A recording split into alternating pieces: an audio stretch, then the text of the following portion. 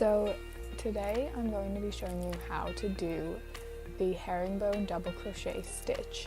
So this stitch is really simple and it's perfect for a lot of beginners because it's just a really easy stitch to learn, but it looks really great, so it's a really great stitch to add to your vocabulary early on.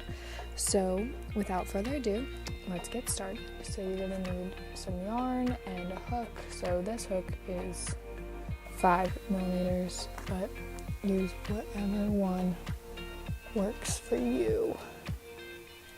And first, like any project, what you need to do is create a slip knot and then chain. So I'm just going to chain 20.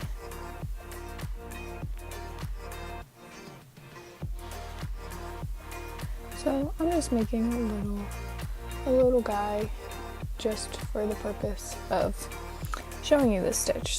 For this stitch, you want to skip the first 2 chains on your hook, so you want to work into the third one from your hook.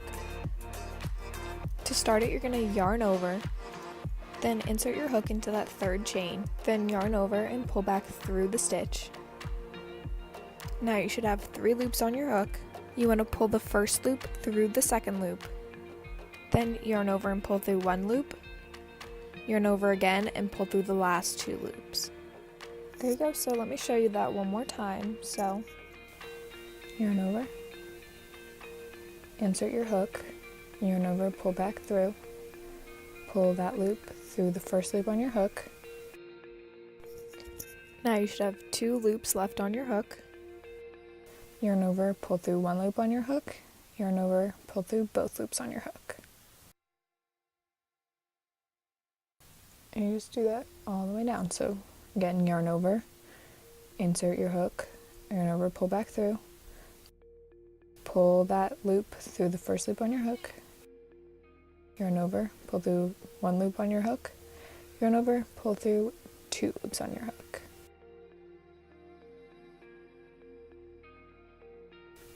Yarn over, insert into the next stitch, yarn over, pull back through, pull that through the first loop on your hook, yarn over, pull through 1 loop on your hook, yarn over, pull through 2 loops on your hook. So just continue this stitch all the way down the rest of your foundation chain, and then I'll show you how to move on to your next row. Okay, so I just finished my last stitch in that row. So for the next row, you're going to chain up 2. You're going to flip your work over.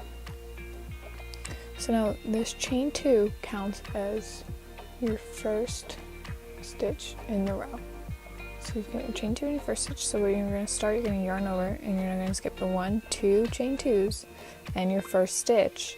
You're going to insert your hook into the second one. So again, yarn over, insert, yarn over, pull through that first loop, yarn over, pull through 1 loop on your hook, yarn over, pull through the last 2 loops. So you just keep going. There's no difference from row to row to make this pattern. It's just the yarn slants in a different direction depending on which way you're working. So because you're chaining 2 and you're switching your directions when you flip your work over, it makes the stitches slant in opposite directions every other row.